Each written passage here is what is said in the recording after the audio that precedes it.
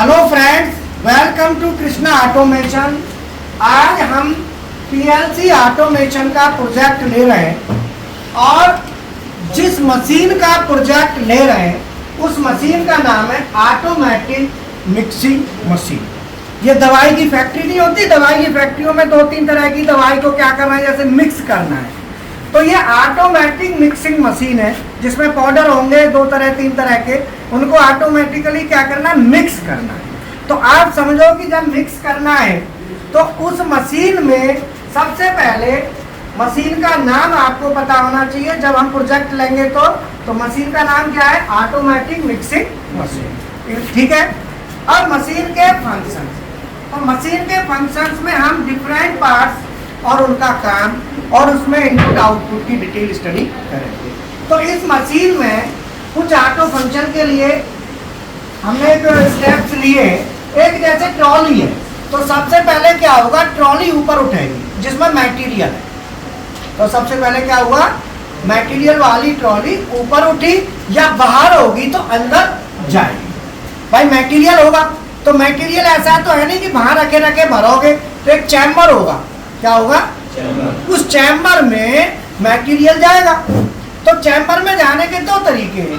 तो मशीन में कुछ मैंने स्टेप्स लिखे हुए हैं, जैसे ट्रॉली अप सोलेनॉइड कॉइल। तो जब हमारा मशीन चैम्बर में कोई भी मटेरियल जाएगा तो उस चैम्बर में ले जाने के लिए कोई न कोई साधन होगा, कन्वेयर होगा। तो या तो हमारा लेफ्ट से जा सकता है, राइट से जा सकता है, टॉप से और बॉटम। तो टॉप से तो आएगा नहीं, ज्यादातर बॉटम से आएगा, नीचे से ऊपर उठेगा।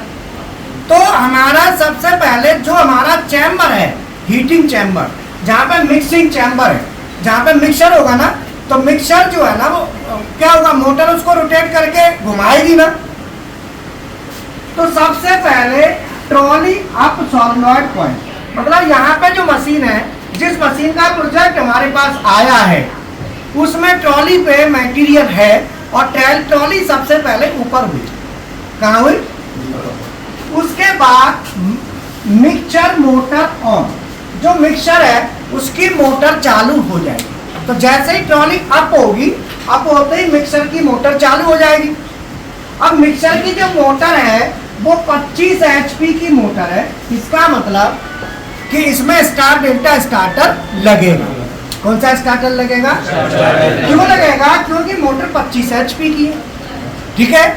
तो मिक्सर मोटर क्या करेगी, उसमें एजिटेटर होगा जो घुमाएगा, मटेरियल को घुमाएगा ना ऐसे।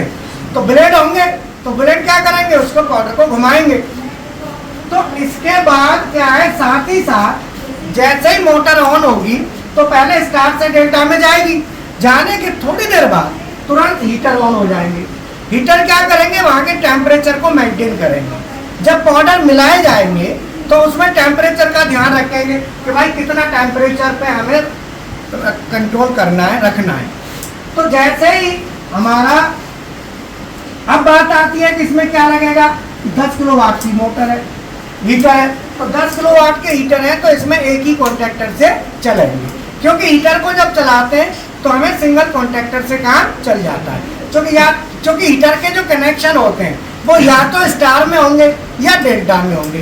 बट ऐसा नहीं होता कि पहले स्टार में फिर डेल्टा में। हीटर में ऐसा नहीं होता, हीटर में फिक्स है, या तो स्टार या डेल्टा। तो एक कॉन्ट्रैक्टर लगेगा। तो हीटर में एक कॉन्ट्रैक्टर लगा दिया। और solenoid coil on air spray, जब हमारा मिक्सिंग चलेगी तो एक निश्चित टेम्परेचर पे चलेगी, तो वहाँ पे क्या होगा, स्प्रे चलेगी। तो स्प्रे में क्या आएगा, एयर। एयर जो आएगी वो इसीलिए आएगी कि जब हम पाउडर को मिक्स कर रहे हैं तो पाउडर की जो दीवार होती है ना, जो ट्रॉली की, जो हमारी टैंक है, तो चैम्बर है, तो उसकी दीवारों में पाउडर चिपके ना, तो उसके लिए एयर देते रहेंगे। थोड़ी थोड़ी देर में एयर वहाँ पे दी जाएगी। उसके बाद क्या है, टाइमर होगा। अब भाई प्रोसेसिंग चालू होगी, मिक्सिंग चालू हो गई, तो वहाँ पे 3 चीज चलेंगी। एक तो घूमेगा मटेरियल के घूमने के साथ साथ टेम्परेचर रहेगा, और तीसरा स्प्रे जाएगी बाहर। जब हमारा ये काम, जैसे नहीं होता, ये मिलाते हैं क्या, घर बनाते हैं, जब सीमेंट वाला कंक्रीट वाला वहाँ में डाल देते हैं फिर हम पानी डाल देते हैं, फिर उसे घुमाते हैं, है ना, फिर बीच बीच में पानी डालते रहते हैं, है ना। तो यहाँ पे पानी की जगह क्या डाल रहे हैं? एयर। ये भी मिक्सिंग हो रही है, बट यहाँ पे एयर जाती है, पानी नहीं जाए। तो ये कितनी देर का होगा टाइम? मान लो 30 मिनट 40 मिनट जो भी टाइम है, इस टाइम के लिए हो गया। अब इसमें हमें क्या करनी है, हमारे फंक्शन हमारे क्लियर हो गए। अब एक एक पार्ट के लिए क्या क्या लगेगा वो समझिए। तो सबसे पहले नंबर 1 हमारा पहला क्या है? Mixer motor. क्या है? Mixer motor. अब मिक्सर वाली जो मोटर चलानी है उसके लिए कितने इनपुट और कितने आउटपुट लगेंगे, एक एक पार्ट के इनपुट आउटपुट की लिस्टिंग करें। तो हम क्या करेंगे? इनपुट आउटपुट लिस्ट करेंगे, इनपुट आउटपुट की, ठीक है। अब इसमें हम लिस्ट बनाएंगे तो क्या करेंगे? मोटर है तो सबसे एक मोटर किस टाइम में चल रही है? स्टार्ट डेल्टा में। जब स्टार्ट डेल्टा में चल रही है तो 3 कॉन्टैक्टर लगेंगे। तो number 1 line contactor. Line contractor हमने ले लिया मान लो Y1। लाइन कॉन्ट्रैक्टर को क्या ले लिया? Y1। दूसरा स्टार कॉन्ट्रैक्टर। दूसरा कॉन्ट्रैक्टर कौन सा लगेगा? Y2। और तीसरा डेल्टा कॉन्ट्रैक्टर, वो Y3। 3 इनपुट इस मोटर के लिए हो गए, output sorry, Y1 Y2 Y3। अब इसमें ये तो हो गया आउटपुट। क्या हो गया ये? और तो नहीं चाहिए कुछ इसमें भाई, ये 3 ही आउटपुट है, मोटर ही तो है ना। तो मोटर के 3 आउटपुट हो गए, इससे मोटर चल जाएगी स्टार्ट डेल्टा में। अब आता है इनपुट। अब मोटर को चलाने के लिए इनपुट कितने चाहिए? तो इनपुट में सबसे पहले आएगा OLR। क्योंकि मोटर है तो ओवरलोड रिले लगेगी पक्का। OLR ट्रिप को हमने ले लिया मान लो X0। क्या ले लिया? दूसरा है, अब मोटर को चलाना है तो मोटर के 2 चीज होती है। कई बार क्या होता है, हमें ऑटो में भी चलानी और मैनुअल में भी चलानी, ऐसा भी हो सकता है। तो ऑटो मैनुअल अलग अलग होंगे। तो यहाँ पे ऑटो मैनुअल जो स्विच लगेगा उसका एड्रेस बाद में दे देंगे, पहले मोटर को चालू और बंद का दे देंगे। तो पहले motor on, motor on push button, उसको मान लिया हमने X1। और मोटर ऑफ पुश बटन, इसको हमने क्या मान लिया? X2। ठीक है, उसको क्या मान लिया? X2। मोटर चालू होगी और बंद होगी। अब मोटर को चलाना है तो मोटर ऑटो में मैनुअल में अलग अलग चलनी चाहिए या किसी भी कंडीशन में चल जानी चाहिए, दोनों चीजें कब चलनी चाहिए ये डिपेंड करेगा। क्योंकि कई बार क्या होता है कि मान लो ट्रॉली है, अब ट्रॉली ऊपर जाए तब चले, तो उसके लिए फिर हम ऑटो मैनुअल भी यहाँ पे लेंगे। तो हमारा ऑटो सेलेक्ट के लिए मान लो क्या लेते हैं हम? X6। और दूसरा मैनुअल सेलेक्ट के लिए लिया X5। ठीक है, और एक यहाँ पे क्या लेंगे? Auto cycle X7। ये मैंने नंबर क्यों लिए हैं? इसके प्रैक्टिकल हम बना करते रहते हो, है ना। तो उस हिसाब से ले लिए जैसे आपको दिक्कत नहीं आए। अब ये हमारा मिक्सर मोटर में और क्या हो सकता है भाई? मोटर में ओवरलोड रिले लगेगी सीधा है, वो हमने ले लिया। तो इतने इनपुट आउटपुट हमारे एक पार्ट मिक्सर मोटर के हो गए। अब दूसरा क्या है? Number 2 electric heater. नंबर 2 क्या है? Electric heater. इलेक्ट्रिक हीटर में क्या लगेगा? एक कॉन्टेक्टर लगेगा। तो Y3 हो गया ना, तो यहाँ पे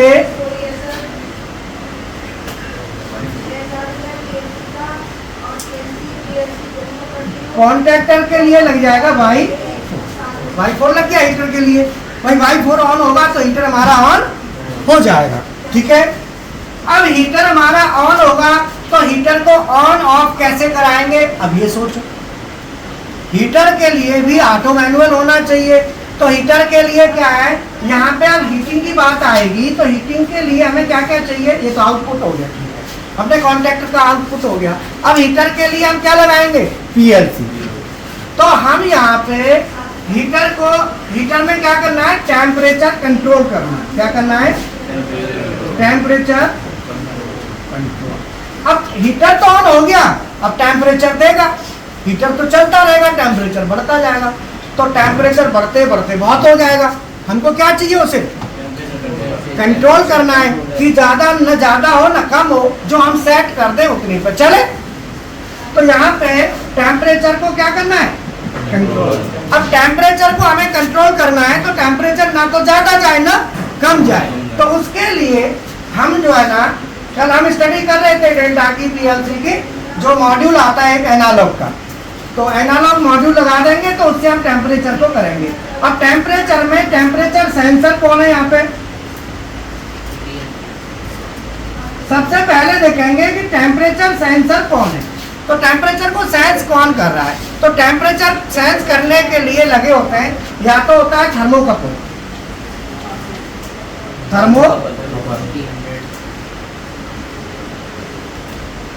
थर्मोकपल या आरटीडी, है ना, PT100। तो ये हमें देखना है, या फिर अगर हमें ये लगा हुआ है तो इन दोनों में से थर्मोकपल है या PT100 है, कुछ तो सेंसर होगा।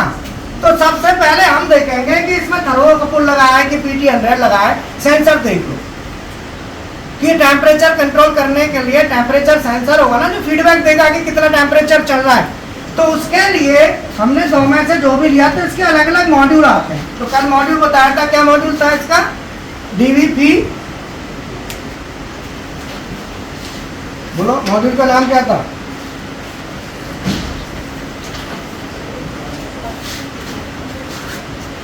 DVP14SS2 था, तो PLC थी, और ATP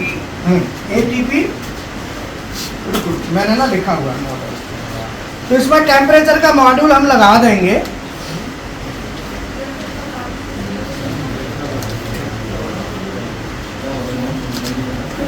DVP04 PTS,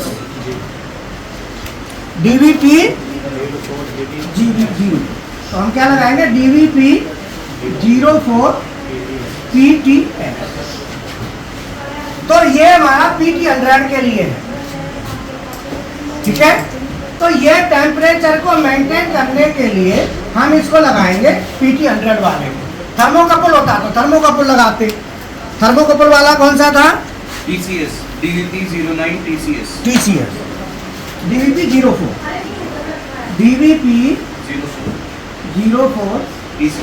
TCS thermocouple. तो इस तरीके से हमें देखना है कि भाई कौन सा मॉड्यूल है, थर्मोकपल का है कि PT100 है।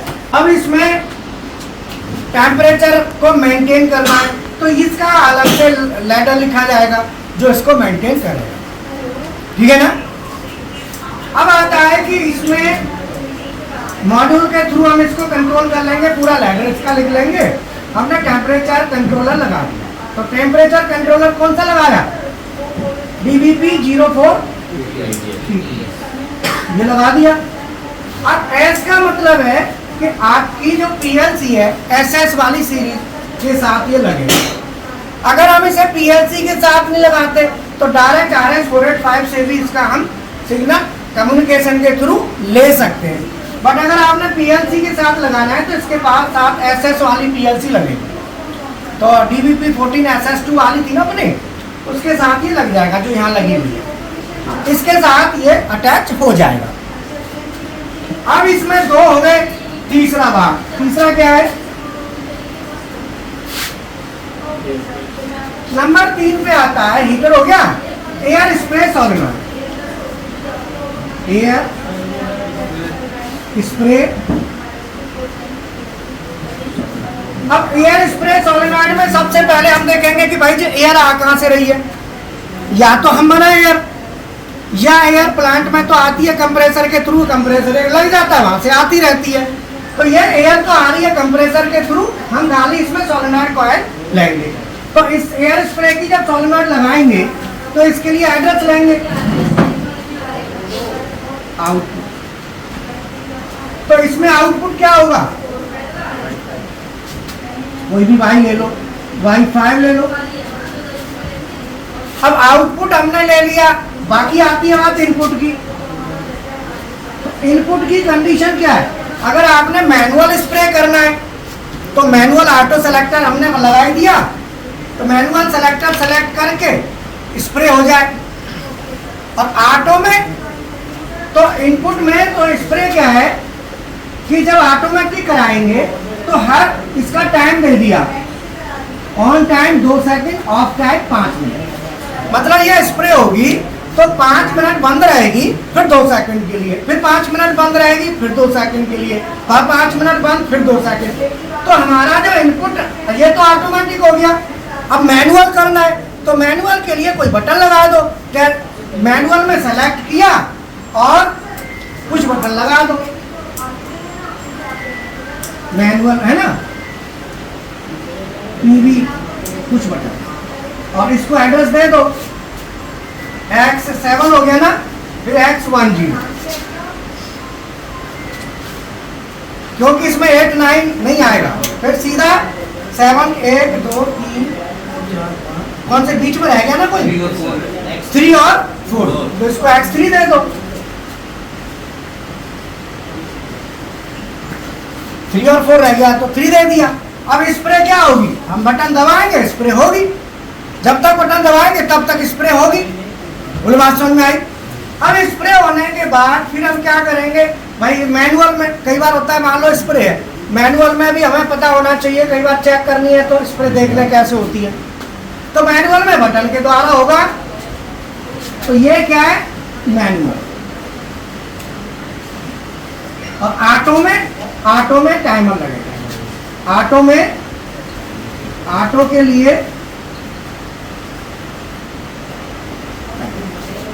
के लिए क्या लग जाएगा, सीधा टाइमर लग जाएगा सीधा। तो वहां पर टाइमर लगेगा तो उसके लिए इनपुट आउटपुट की आवश्यकता नहीं है। तो ये अब यहाँ पे बात आती है हीटर की। अब कई बार हीटर हमने जैसे ऑन कर दिया, ऑटोमेटिक ऑन हो रहा है, कई बार हो सकता है मैनुअल ऑन ऑफ करें। तो हीटर को मैनुअल ऑन ऑफ के लिए, जैसे हीटर का कॉन्टैक्ट है ना Y4, तो कॉन्टैक्टर ऑटो में तो ऑटोमेटिकली टेम्परेचर कंट्रोलर से हो जाएगा, कई बार हो सकता है हमें मैनुअल ऑन करना पड़े। तो मैनुअल के लिए हमको एक इनपुट अलग से देना पड़ेगा, नहीं तो टेम्परेचर कंट्रोलर से तो हो जाएगा। तो टेम्परेचर कंट्रोलर से हम क्या करेंगे, अब हीटर को ऑन और ऑफ। तो इसके लिए ऑन ऑफ के लिए क्या होगा, कॉन्टैक्टर को ऑन कराने के लिए Y4 आउटपुट ले लिया, तो डायरेक्ट PLC से क्या होगा Y4 आएगा। अब हमें इनपुट अलग से देने की जरूरत नहीं है, इनपुट कौन कंट्रोल कर रहा है, ये कर रहा है। लेकिन कई बार मैनुअल में हीटर ऑन करना हो तो मैनुअल में हीटर ऑन करना हो तो आप क्या लगाएंगे, X4 दे दो। X4 से आप हीटर को ऑन कर सकते हैं, नहीं तो ऑटो में तो चलेगा ही। तो यहाँ पे ऑटो मैनुअल सेलेक्टर स्विच लगाना बहुत जरूरी है। दूसरा, पूरे प्रोसेस को चलाने के लिए हमको क्या चाहिए, एक इमरजेंसी बटन चाहिए, जो कि इमरजेंसी बहुत जरूरी होती है। तो इमरजेंसी स्टॉप यहाँ पे ले लेंगे, इमरजेंसी स्टॉप ले लेंगे। तो हमारा कोई बचा है इसमें 0 1 2 3 4 5 6 7 ऑटो मैनुअल सेलेक्टर हो गया। इसमें फिर हमारे पास एक ही ऑप्शन है, ओवरलैप ट्रिप और इमरजेंसी दोनों को एक ही सर्किट में दे दो, सीरीज में करके दे दो, एक ही में दोनों आ जाएंगे। समझ में आया ना, ओवरलैप और इमरजेंसी दोनों सीरीज में करके देते हो, एक इनपुट काम आ जाएगा।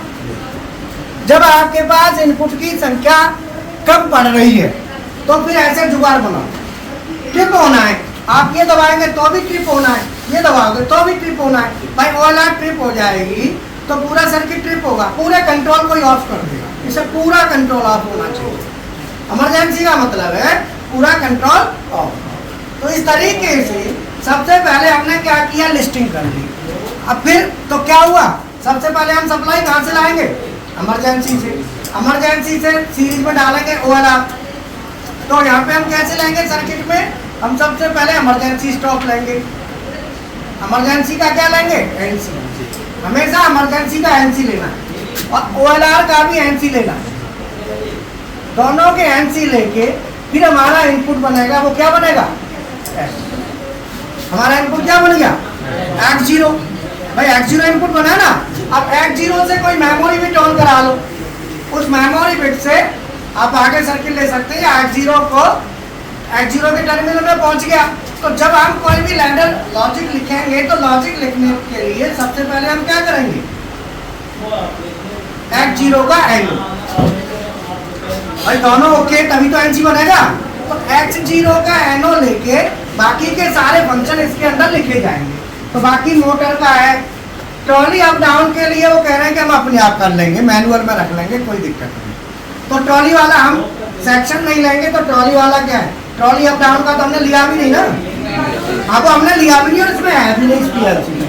14 की आती है ना, 8 इनपुट होते हैं हमारे, पूरे हो गए। अब इसमें हमारा X0 के बाद क्या है, मिक्सर मोटर ऑन होगी। तो मिक्सर मोटर ऑन होने के लिए हमने क्या बटन लिया, बोलो, X1 का एनो, X2 का NC, X1 का एनो, बोलो। और अब यहां से हमारा लैडर बनना स्टार्ट हो जाएगा। फिर हम पूरा करेंगे तो नेक्स्ट वीडियो में, नेक्स्ट क्लास में इसको हम कवर करेंगे। अभी आज इतना ही किया है और फिर हम या तो आज दोपहर में लेंगे क्लास या कल इसी टाइम पूरा डिजाइनिंग चालू हो जाएगी। और बोलो, ठीक है ना। और जिनको अभी दिमाग में आए तो अपना चालू कर दो, कल चेक करेंगे कि जो भी, या आज दोपहर बाद ले लेंगे, दोनों में से कोई भी ऑप्शन हमारे पास हो। ठीक है, थैंक यू। बोलो कैसा लगा सर क्वांटिटी अगर टाइम के अंदर माल आ रहा है तो वो ऑटोमेटिक आएगा, उसके ऊपर भी